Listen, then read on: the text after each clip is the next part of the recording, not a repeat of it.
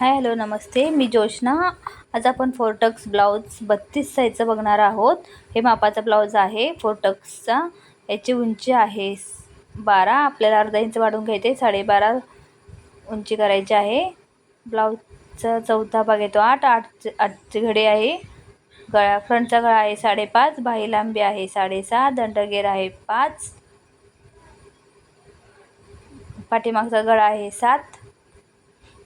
चला तर आपण बघूया ब्लाऊजचं कटिंग. बॅक साईडचं कटिंग बघूया.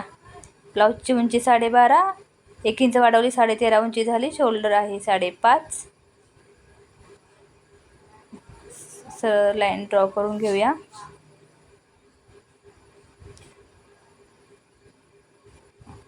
शोल्डर झाला. मुंडा घेतला 6.25. एक बॉक्स तयार करून घेऊया. 5.5 अंतर घेतलं, बरोबर लाईन मारून घेतली. छातीचा आहे तो 8 चौक 32. छातीचा चौथा भाग 1.5 इंच शिलाई मार्जी आणि सरळ लाईन ड्रॉ करून घेऊया.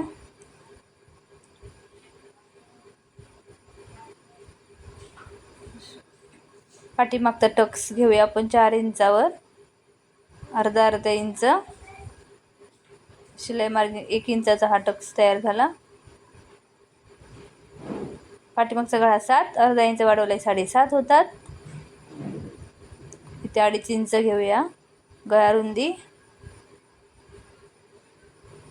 खाली पण 2.5 इंचाचे माप टाकलं आणि लाईन सरळ ड्रॉ करून घेतली. शोल्डर मुंडा घेतला अर्धा, 5.25चा अर्धा केला. 6 इंचचा टक्स, 6 इंचाचा पॉईंट मारून घेतला आणि फ्रेंच कर्वने आकार देऊन घेतला. बॅकचा गळा गोल आहे, त्यासाठी फ्रेंच कर्वने आपण आकार देऊन घेतला. हा झाला बॅकचा. आता कटिंग करूया आणि अशा पद्धतीने कटिंग करूया. हा बॅक साईड आहे. हाच भाग कपड्यावर ठेवू नये, फ्रंट साईडचं कटिंग करूया. हा बॅक साईड आहे पार्ट. गळा व्यवस्थित कटिंग करा. असं कटिंग व्यवस्थित करून घेऊया. हा बॅक साईडचा शोल्डर कट करून घेतलेला आहे. हा भाग फ्रंट भागसाठी आहे असा ड्रॉ करून घेऊया. आहे असंच परफेक्ट ड्रॉ करून घेऊया. कुठेही माप चुकत नाही. हा ब्लाऊज तुम्ही करून बघा आणि मग नंतर मला सांगा, कमेंट करा हा ब्लाऊज कसा झाला तो. आपण आता फ्रंट भागचं कटिंग बघणार आहोत. तर माप 5.5चा गळा आहे फ्रंटचा. अर्धा इंच वाढवला 5.5चा अर्धा इंच वाढवल्यानंतर 6 होतो. गळ्याला आकार देऊन घेतला. हुकलूकसाठी अर्धा इंच वाढवलंय. पुढे खाली योगपट्टीसाठी आपण 1 इंच वाढवूया. 3 इंच घेतले. फ्रंट भागला पण 3 इंच घेतले आणि अर्धा इंचाचा फ्रेंच कर्वच्या याने आकार देऊन घेतला. फ्रेंच कर्वच्या साह्याने असा आपण योगपट्टीचा आकार करून घेतला आणि हा हुकलूक साईडने मध्यभाग काढला आणि 2 इंचाचा पॉईंट देऊन घेतला. आणि हा मध्यभागचा टक्स आहे व आपण 2.25 इंच घेतला आणि पावणा इंचाचे दोन्ही साईडनं 1.5 इंचाचा एक टक्स मारून घेतला. इथून 1.5 इंच घेतलं. 1.5 इंचाचं टक्स सरळ लाईन ड्रॉ करून घेतली.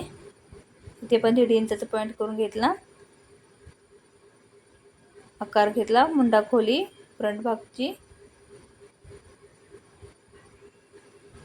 1.25 इंचाचा हा टक्स अर्धा इंच होतो. 1.25 इंच पकडून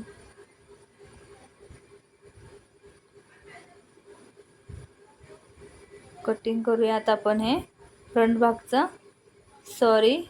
इथे आपण वाढवून घ्यायचं राहिले ते घेऊया. 1.5 इंच इथे घेतला टक्स, तर इथे 1.5 इंच कपडा वाढवून घ्यायचा.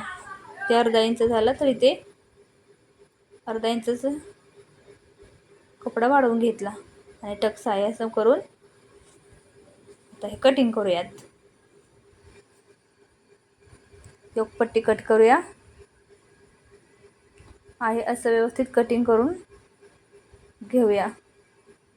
यानंतरचा कपड्यावरचं कटिंग दुसऱ्या व्हिडिओमध्ये आपण बघूयात. हा फ्रंट भागचं कटिंग आपण करत आहोत. हे फ्रंट भागचं आपलं कटिंग अशा पद्धतीने झालेलं आहे. खूप छान बसतो हा ब्लाऊज. तुम्ही आहे असं एक पट्टी लावून बघा, मस्त असं ब्लाऊज परफेक्ट असं होतो. पप पण छान येतात त्याला.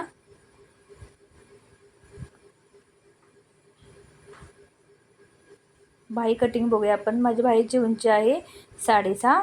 1 इंच वाढवल्यानंतर 7.5 होत असतं. बॉक्स तयार करून घेऊया आपण. इथे पण 7.5 घेतलं.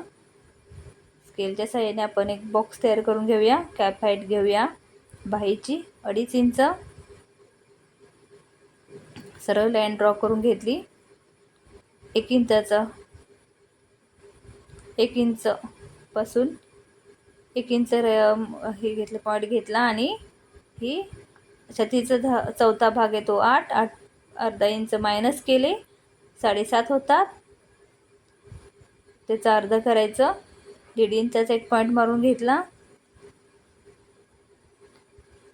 या दोन्हीतलं अंतर 1.25 इंच एवढं असं करून घेऊया. आणि हा मागचा भाग आहे आणि हा फ्रंटचा भाग आकार देऊन घेतलेला आहे. बाहीचा दंड घेर 5 आणि हा 1.5 इंचाचा शिलाई मार्जिन. हे झालं ब्लाऊजचं. बाहीचं कटिंग करूयात. अशा पद्धतीने आधीगर पाठीमागचा मुंडा खोली शेप देऊन घेऊया. बाहीचा शेप पाठीमागचा आधीगर देऊन घेऊया. नंतर फ्रंटचा शेप देऊन घेऊया. हा माशासारखा आकार तयार होतो, बघू शकता तुम्ही. 1.25 इंचच आहे. आणि ह्यामधून सेंटरला नॉच लावून घेऊया आणि फिटिंगला नॉच लावून घेतल्यानंतर हा ब्लाऊज अगदी परफेक्ट तयार होतो. थँक्यू.